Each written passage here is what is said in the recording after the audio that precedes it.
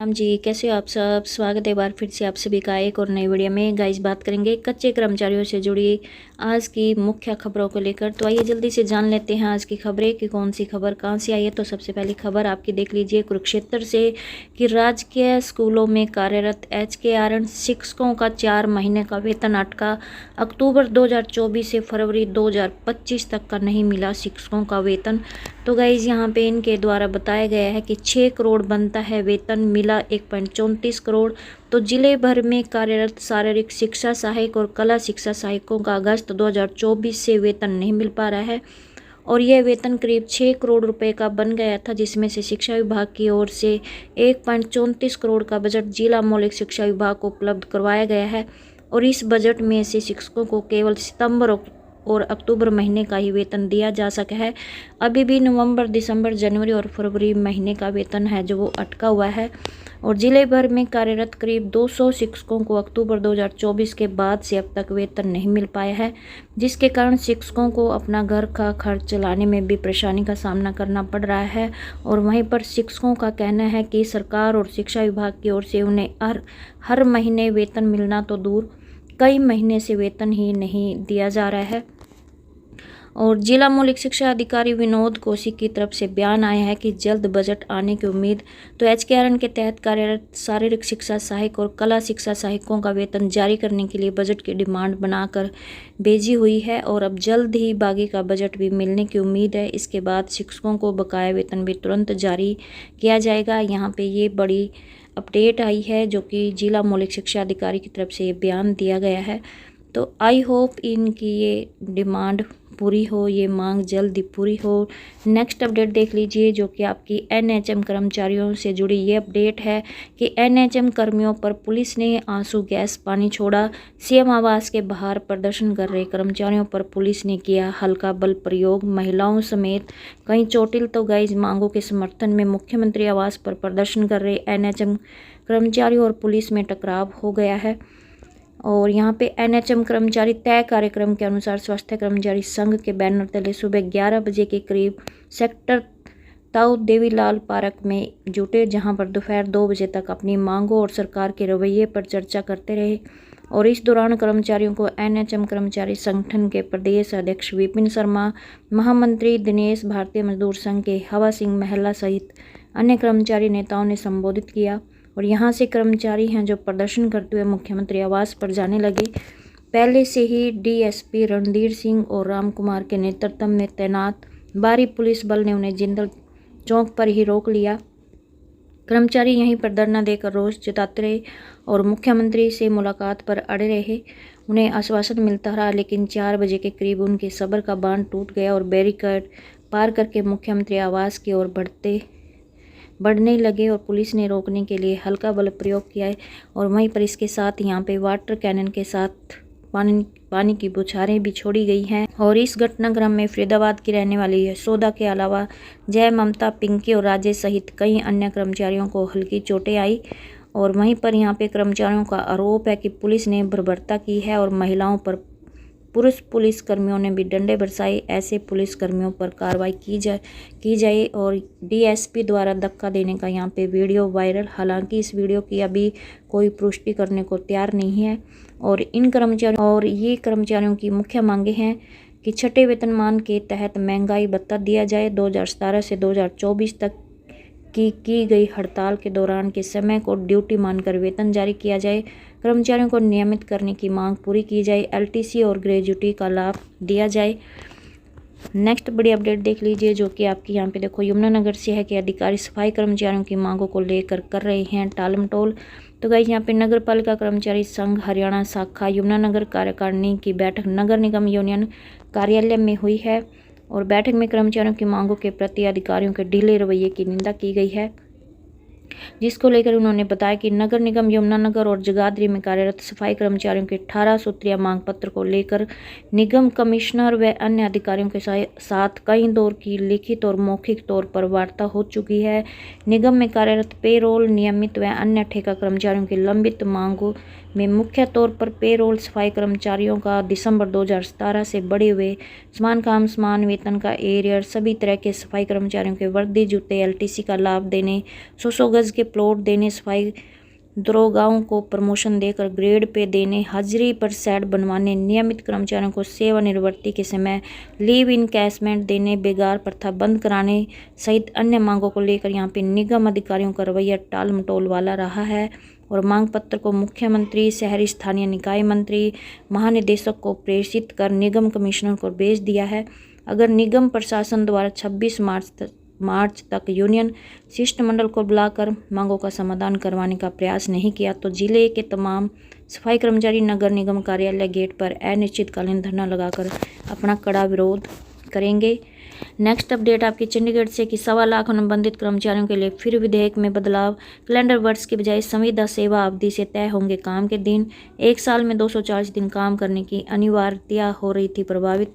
तो गाइस यहाँ पे हरियाणा सरकार ने राज्य के संविदा कर्मचारियों को पक्का करने यानी कि 58 साल की आयु तक जॉब सिक्योरिटी प्रदान करने में जो तकनीकी बाधाएं आ रही थी उनको दूर कर लिया है। और अब यहाँ पे सरकार ने फैसला लिया है कि 15 अगस्त 2024 को 5 साल की पूर्णकालिक सेवाएं पूरा करने वाले संविदा कर्मचारियों को जॉब सिक्योरिटी प्रदान की जाएगी। इसमें सबसे बड़ी बाधा संविदा कर्मचारियों के कार्य के दिनों की अवधि तय करने को लेकर आ रही थी। इसमें सरकार ने पहले प्रावधान किया था कि कैलेंडर वर्ष में 240 दिन का काम करने वाले यानी कि इतने दिनों का परिश्रमिक प्राप्त करने वाले कर्मचारियों की सेवा को 1 साल की सेवा माना जाएगा। तो इसमें सबसे बड़ी कमी यह थी कि यदि किसी कर्मचारी ने मई में नौकरी ज्वाइन की और दिसंबर में उसका कैलेंडर वर्ष खत्म हो गया तो मई से दिसंबर तक के बीच की नौकरी की अवधि में 240 दिन पूरे नहीं हो सकते। पुराने नियमों के प्रावधान के अनुसार यह 1 साल कर्मचारी की सेवा अवधि में नहीं गिना जाता, जिससे हजारों कर्मचारियों को नुकसान हो रहा था। सभा के इसी बजट सत्र में पेश किए जाने वाले हरियाणा संविदात्मक कर्मचारी संशोधन विधेयक 2024 में अब पुराने कैलेंडर वर्ष की सेवा गणना के प्रावधानों को हटाकर संविदात्मक सेवा की 1 साल की अवधि की परिभाषा बदल दी गई है और नए संशोधित कानून में व्यवस्था की गई है कि 1 साल संबंधित कर्मचारी की नौकरी ज्वाइन करने की तारीख से लेकर उसके 1 साल पूरा होने की अवधि में 240 दिन तक काम करना अनिवार्य होगा और इसे कैलेंडर वर्ष के बजाय संविदात्मक सेवा की 1 साल की अवधि कहा जाएगा। और कर्मचारियों की बड़ी दिक्कत यह भी आ रही थी कि साल 2024 से कट ऑफ तिथि 15 अगस्त 2024 तक मात्र 227 दिन बनते हैं, जबकि सरकार ने काम करने की अनिवार्यता 240 दिन तय की थी। इसे भी अब संशोधित कर दिया गया है और मुख्यमंत्री नायब सिंह सैनी की ओर से विधानसभा में यह संशोधित अधिनियम पेश किया गया है, जिसे 26 से 28 मार्च के बीच चर्चा के बाद कभी भी पास किया जा सकता है। और इस कानून से सब राज्य के करीब 1.25 लाख संविदा कर्मचारियों को नौकरी की सुरक्षा मिलेगी। और अब यहाँ पे इस तरह से मिलेगा संविदा कर्मचारियों को लाभ। तो यहाँ पे 8 साल से कार्यरत कर्मचारियों को न्यूनतम पे स्केल से 10% अधिक वेतन मिलेगा और इससे अधिक वर्ष की नौकरी पर न्यूनतम पे स्केल से 15% अधिक वेतन दिया जाएगा। और Kaushal Rozgar Nigam outsourcing policy part 1, outsourcing policy part 2 के तहत लगे 50,000 रुपये तक मासिक वेतन वाले सभी कच्चे कर्मचारियों को इसका लाभ मिलेगा। बोर्ड निगमों के मामलों में मुख्य प्रशासक और प्रबंध निदेशक आदेशों को लागू कराएंगे। 1 साल की सेवा के बाद सालाना वेतन वृद्धि, डेथ कम रिटायरमेंट, ग्रेजुटी, मैटरनिटी एक्ट के तहत सभी लाभ मिलेंगे। केंद्र सरकार की योजनाओं में नियुक्त किए गए कर्मचारी इस योजना के लाभ पात्र नहीं होंगे। अंशकालिक सेवा वाले कर्मचारी तथा 58 साल की आयु पूरी करने वाले कर्मचारी इस कानून के लाभ से वंचित रहेंगे। नेक्स्ट अपडेट आपकी करनाल से कि 4 अप्रैल को पब्लिक हेल्थ ग्रामीण ट्यूबवेल ऑपरेटर करेंगे प्रदर्शन। तो गाइस यहाँ पे पब्लिक हेल्थ ग्रामीण ट्यूबवेल ऑपरेटर ऑर्गेनाइजेशन के बैनर तले ट्यूबवेल ऑपरेटर 4 अप्रैल को मुख्यमंत्री के आवास पर विशाल धरना प्रदर्शन करेंगे और इसके लिए इनकी एक मीटिंग हुई है और मीटिंग में ये फैसला लिया गया है और इनके द्वारा बताया गया है कि जल कर्मियों को 2 भागों में बांट दिया गया है। एक का मानदेय केवल 11,691 रुपये मासिक है, जबकि दूसरे ऑपरेटरों को कौशल का नाम देकर जन स्वास्थ्य विभाग के अधीन करके 18,000 रुपये वेतन दिया जा रहा है। तो प्रदेश के ग्रामीण ट्यूबवेल ऑपरेटर 4 अप्रैल को सीएम कार्यालय का घेराव करके अपना गुस्सा जाहिर करेंगे और इस दिन ऑपरेटर देवीलाल पार्क पिपली में इकट्ठा होंगे और यहाँ से प्रदर्शन करते हुए आगे बढ़ेंगे। पब्लिक हेल्थ ग्रामीण ट्यूबवेल ऑपरेटर ऑर्गेनाइजेशन का कहना है कि ऑपरेटरों को पंचायत विभाग में रखा जाए। तो वेतन कौशल कर्मचारी के बराबर दिया जाए। वर्ष 2020 से लेकर 2024 तक का रुका हुआ एरियर दिया जाए।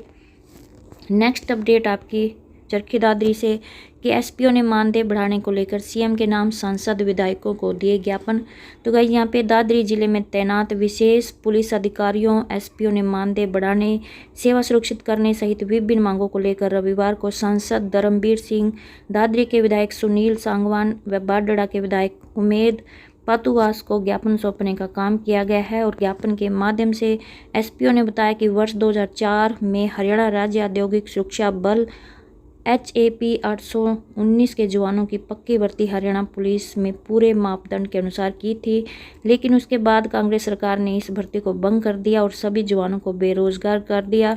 वर्ष 2016 में भाजपा सरकार ने कैबिनेट की बैठक में बिल पास करके इन सभी जवानों व भूतपूर्व सैनिकों को हरियाणा पुलिस में बतौर एसपीओ भर्ती कर लिया और ये सभी जवान हरियाणा पुलिस में दिन रात पक्के जवान की तरह वीआईपी और साधारण ड्यूटियां पूरी ईमानदारी और जिम्मेदारी के साथ कर रहे हैं, लेकिन उन्हें प्रति माह केवल 20,000 रुपये वेतन मिलता है, जिससे परिवार के भरण पोषण में परेशानी आती है।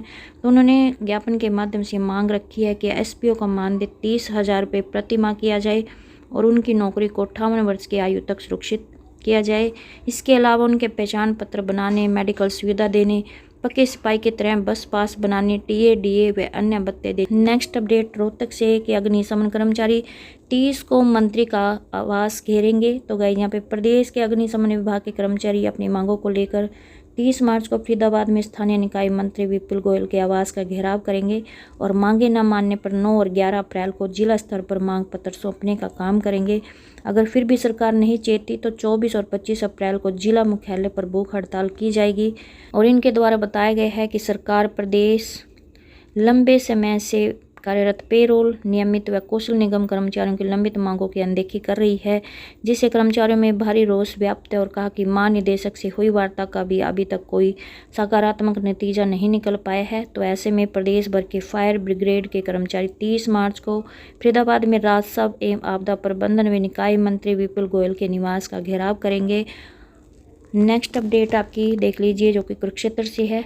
तो सीएम आवास घेरने पहुंचे एनएचएम कर्मियों पर पुलिस ने वाटर कैनन से की पानी की बौछारें, आंसू गैस छोड़े। तो गाइज यहाँ पे स्वास्थ्य कर्मचारी संघ हरियाणा के बैनर तले प्रदेश भर के एनएचएम कर्मचारियों ने कुरुक्षेत्र में सीएम आवास पर प्रदर्शन किया। कर्मी आगे बढ़े तो पुलिस ने उन्हें रोकने का प्रयास किया और जब प्रदर्शनकारी नहीं माने तो वाटर कैनन चलाया गया और आंसू गैस के गोले भी छोड़े। कई कर्मियों को चोटें आई हैं। और वहीं पर स्वास्थ्य कर्मचारी संघ के प्रदेश अध्यक्ष विपिन शर्मा ने आरोप लगाया कि शांतिपूर्ण प्रदर्शन कर रहे थे, मगर पुलिस ने पानी की बौछारें के साथ लाठीचार्ज किया और सरकार मांगे नहीं मानती तो बड़ा फैसला लिया जाएगा। और कुलविंदर कौर ने कहा कि सोमवार को चंडीगढ़ में सीएम के साथ बैठक होगी। तो ये थी आज की छोटी बड़ी अपडेट। आई होप आपको ये अपडेट अच्छी लगी हो। प्लीज़ चैनल को सब्सक्राइब और वीडियो को लाइक कमेंट शेयर करना ना भूलें। धन्यवाद।